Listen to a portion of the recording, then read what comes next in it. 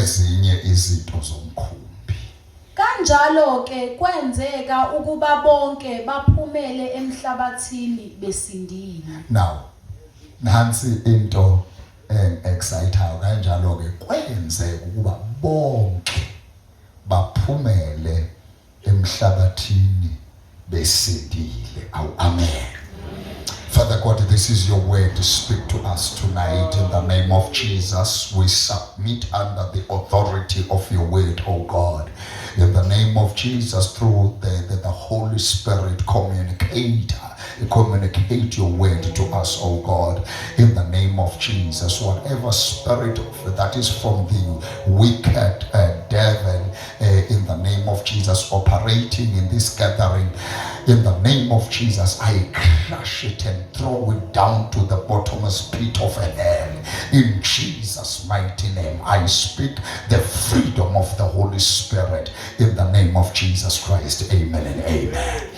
You know, bazalwane ngifuna sibuke izinto ezimbalwa nje namhlanje ngeke nibambezele siyavala ngiyabhabhayisa nje namhlanje egameni lika Jesu. Where we are reading bazalwane sifunda incwadi yezenzo. Glory to Jesus. Oh, glory to Jesus. Amen. Sifunda incwadi yezenzo. La kule ncwadi yezenzo kunama characters esiwatholayo in this book. And number one, a character esitholayo sithola uPaul the apostle albonga igama lika Jesu. Number three, I mean to say number two, sithola uJulius induna. Amen. Number three, sithola ukapteni umkhumbi nikhona bazalwane. Number four, sithola isosha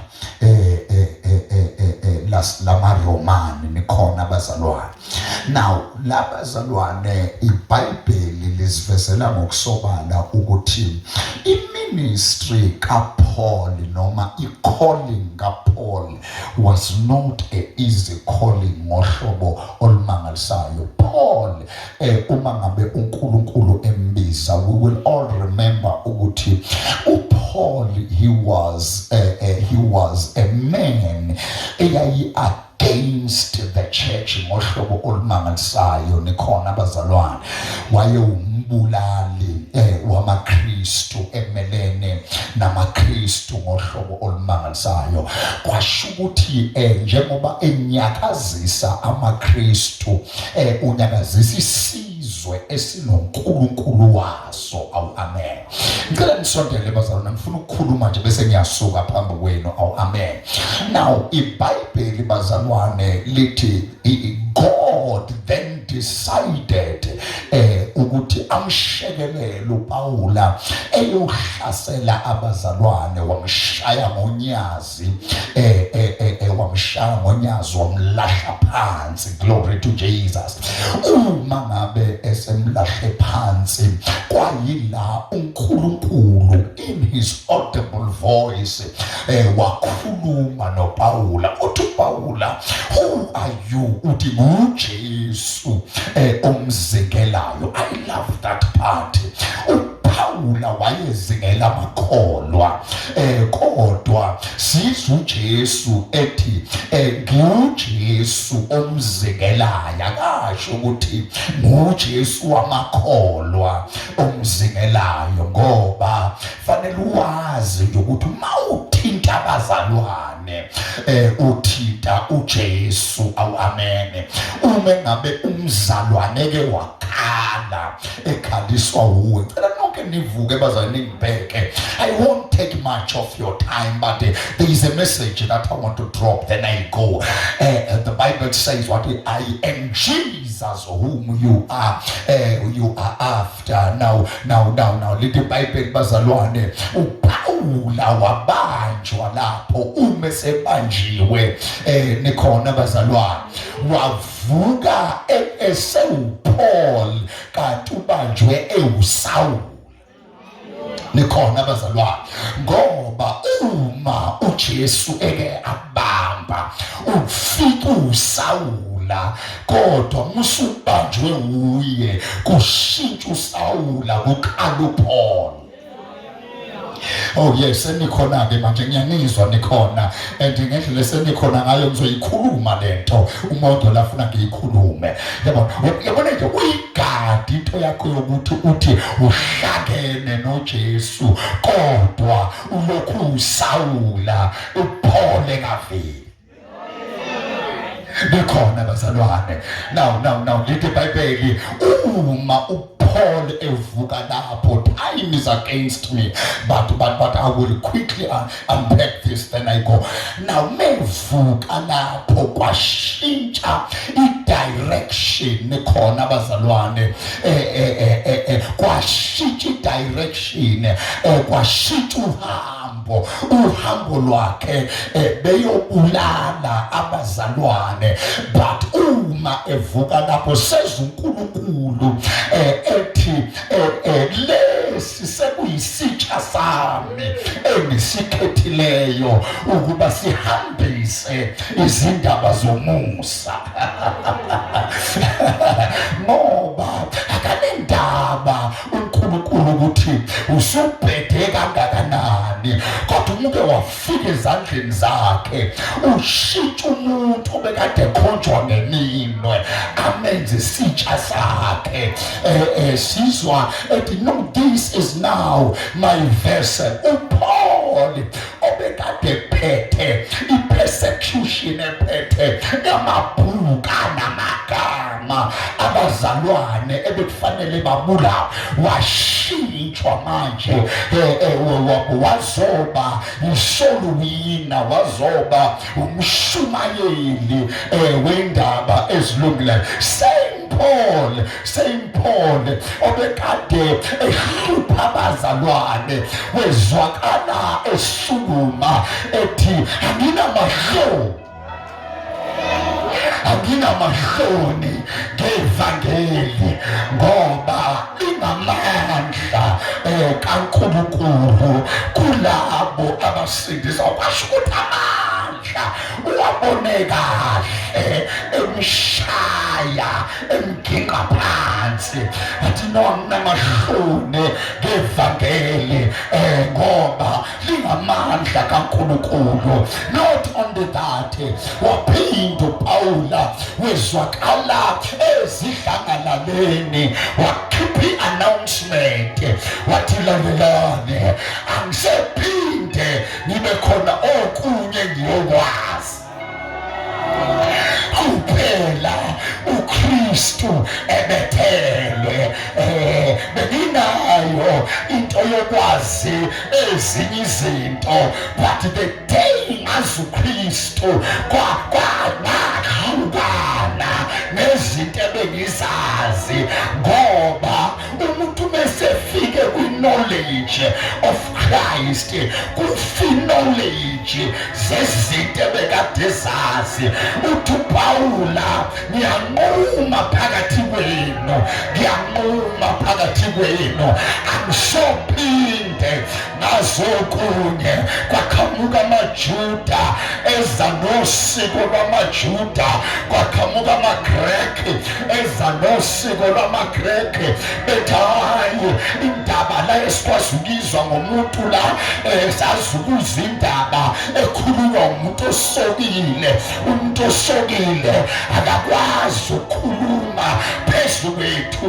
Sizwe wasukuma uPawula wathi kule revelation of Jesus Christ there is no Greek either Jew, kuphela uKristu ebethelwe.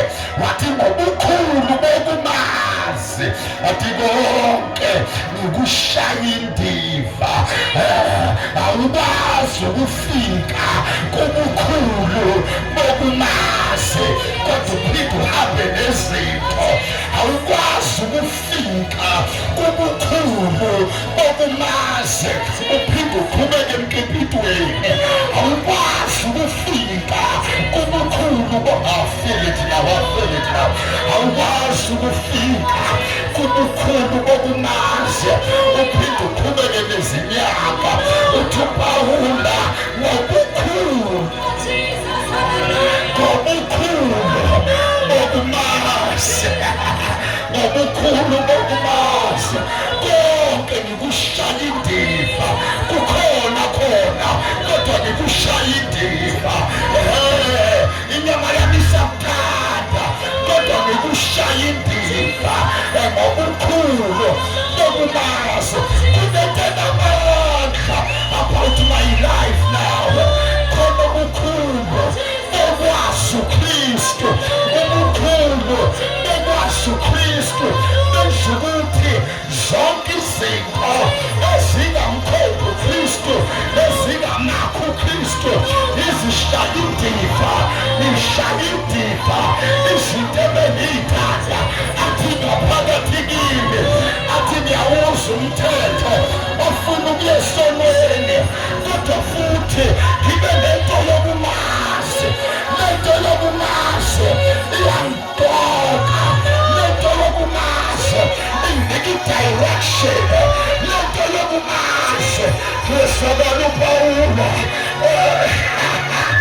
lesabana uPawula esukuma ethi nabelane sengiyisimoshwa enkosini I'm now a prisoner in the Lord weswakala apostoli ethi igale nalo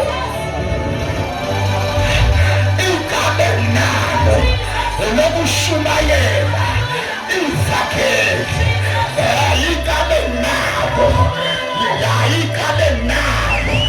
elokushumayela izakhele bathi lelivakele lingelokushumayelwa kuyisikhathi noma kunesikhathi bathi igale nalo bathi akusekho enguphilelayo bathi babade uphile nguphilayo asekhona ukuphila okungokwami kodwa sengifile mina sekuKristu ophila kimi rapakasuya alamakashanta wathi nkala engilizwe noma ngilele ulokushumayela ivangeli lomusa inkala enginalo elokuyoshumayela eKorinte elokuyoshumayela kumaGalatiya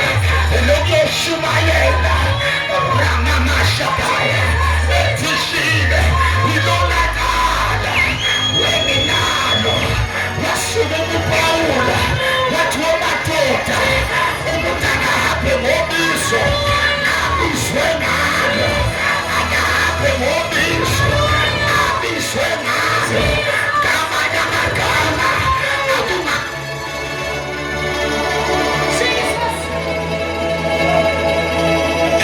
Jehova umuntu akazi ubizo lwakhe wathi mina ubizo lwami ukushumayela kuma-Gentiles ukushumayela kwebaba wabesizwe lithi iBhayibheli ivangeli lafika kuma-Gentiles ngoPawula lafika kuma-Greek philosophers ngoPawula lithi iBhayibheli wathi eshumayela ivangeli lithi iBhayibheli kwasidiswa intombazana eyayinedimoni lokugoma lithi iBhayibheli kwasuka umndeni wentombazana wathi ubani okhiphe lowo bungoma kule ntombazana ngoba le ntombazana besidla ngayo la ekhaya abanendaba nokusindiswa kwayo banendaba bamvalele ejele kanti uhamba nosila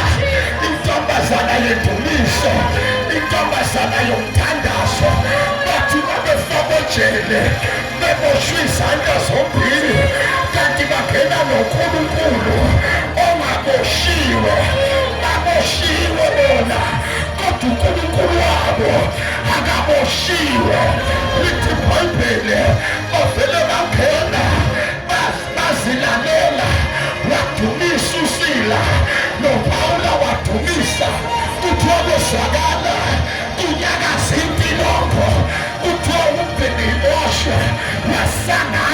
babonakele ukuthi kwenzenjani. Kuthiwa kwabonakala iy'ngidi zikhathaka, kwabonakala kuwamaketapho abophingidi. Lithi iBhayibheli wathi umgenisimoshwa umekabe evula amehlo iy'moshwa zonke seyiphumile.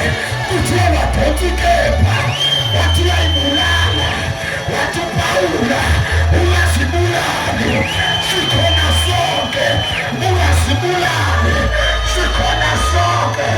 Kanti uNkulunkulu umfake njele ukuze kuyosindiswa umgenisimoshwa. Kunenkinga uJehova akamdedele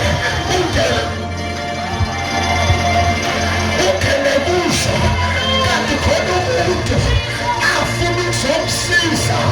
Lalela thina asiyibalekeli inkinga, ngoba izulu maselifuna ukusebenza lisebenza lisho ngey'nkinga esingena kuzo. Let me remind you, umgenisimoshwa wayengekaphenduke ukuba uPawula akagenanga ejele. Let me remind you, lalingeke lizalwe ibandla ukuba uJesu akalalanga emamezweni. Lalela, kuney'nkinga esifakwa kuzo kanti asiyobulawa kuzo. Kukhona umuntu izulu elifuna ukumsiza. Awu Nkosi yami, ngishadela abantu ongakhuluma nabo namhlanje. Kukhona umuntu yingakho ukhona eBhayibheli uthi inhlupheko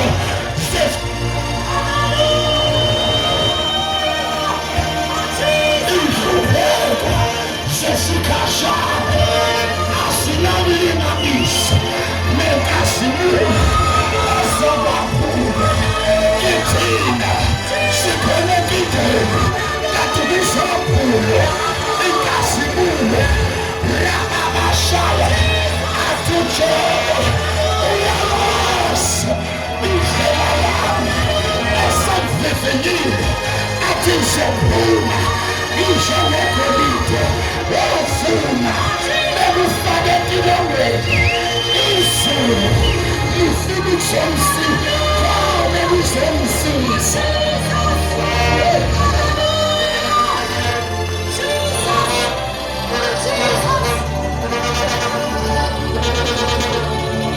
Ake ngiyiphinde le nto. Izulu lifaka wena enkingeni kanti khona elizomlekelela. Kukhona abantu abangeke baphume ejele kungakathathwa wena u-innocent uyofakwa ejele. uPawula ngesikhathi efakwa ejele kanti izulu lisemsebenzini. Awubakwethu abafana bamaHebrewu ngesikhathi befakwa emlilweni kanti izulu lisemsebenzini. Awubafowethu uMefibhoshethi eyothi uJemeloti pha kanti izulu lisemsebenzini. uMoses eyofakwa kubhaskithi walahlwa emfuleni kanti izulu lisemsebenzini. Akalithi izulu lisemsebenzini. Awubethe bafetha labilethele belula usuku lokugcina namhlanje. Awubafowethu engamuMariya wafakwa ehlazweni lokukhulelwa esindisiwe kanti ngekukhulelwa kwakhe izulu lisemsebenzini. Awuthi umakhelwane thena konakele lutho. Awukhulume phela sithi umakhelwane uthi akonakele lutho. Izulu lisemsebenzini. Yingakho ubhalwe eBhayibheli uthi konke, ake sithi konke. Awubafowethu ukhulumayo, ake sithi konke. Uthi ubhalwe eBhayibheli konke kuyasebenzela.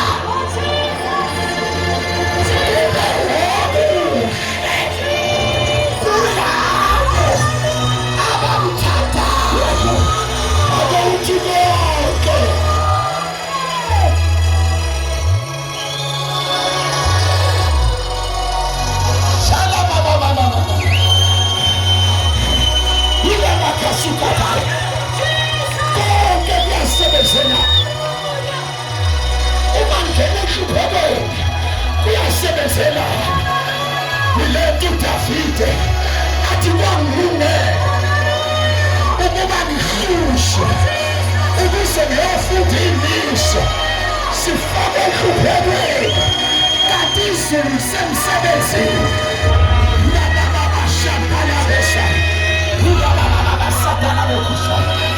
sifake inkingeni esingayideserve kanti izulu semsebenzini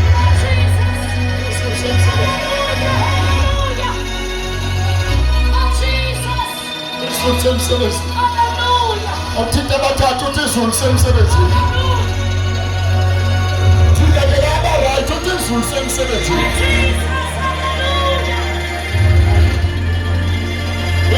Pastor, kuke kwasuka amaJuzi aya kuJesu othe wena usitshele kahle usebenza kanjani kuyisabatha abanadabu ukuthi obengaboni useyabona obehlezi uhlake sesukumile bona banendaba nosuku abanendaba nosebenza uthi Jesu bengaphendula uthi nami ngiyalwazi usuku lwenu kodwa nansi into engihluphayo ubaba uyasebenza nami ngiyasebenza akikwazi ukuyeka ukusebenza kanti ubaba uyasebenza ake uthi izulu semsebenzini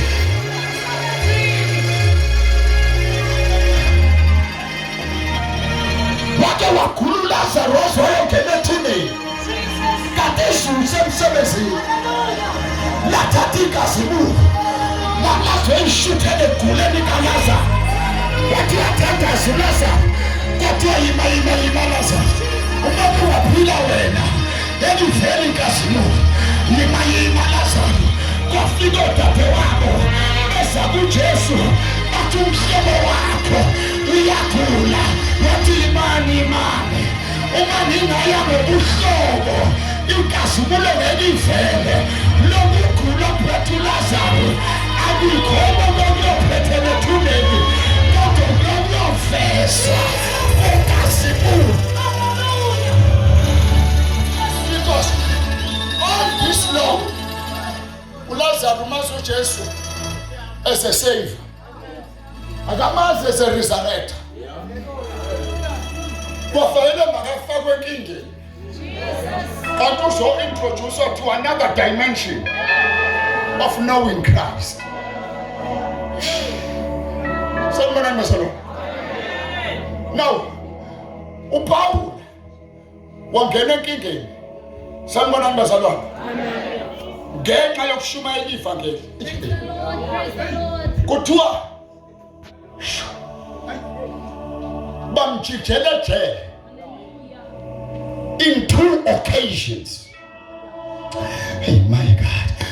But the Bible says uNkulunkulu wadala indlela yokuphuma kwa lalela njalo mawusenkingeni check ufake uba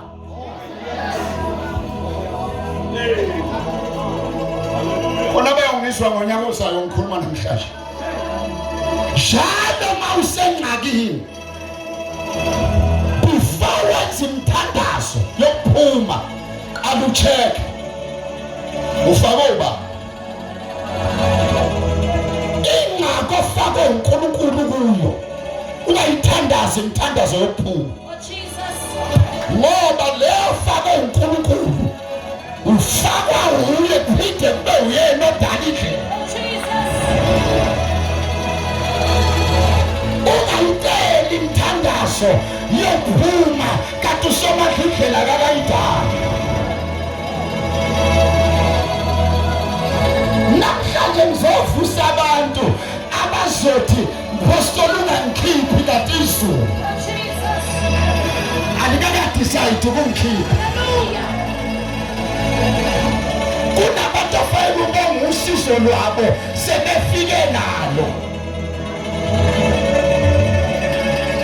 ukhuluma into yodwa ngeke ngaphuma la kade ngisho wongifakile iclass engizazoliphinda leyo. It's a repeated class. So kwezinye inkinga sihlala kungemnandi, sihlalela ukuthi inkinga yona kodwa ineke.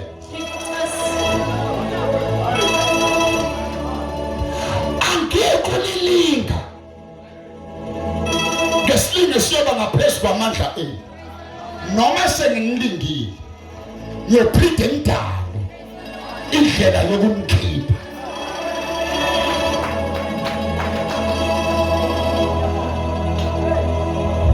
Ngithi mina kusukela namhlanje mawungena enkingeni ngenxa yevangeli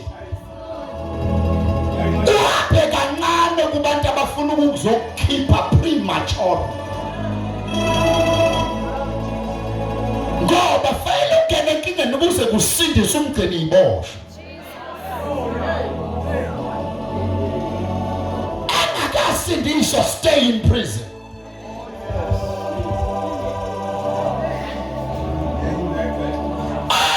Amazwi kaJesu awu7 amaningi kangaka ebekezela isiphambano kwakwenzenjani, wayefuna kuze kufike ekusindeni kweselelisi. Jesus. Ngoba ukulenga kwakhe iselelesi singangene eparadise ku-invade kuzofaida phinda buye ngoba fela laphaya ehle senasi selele separadise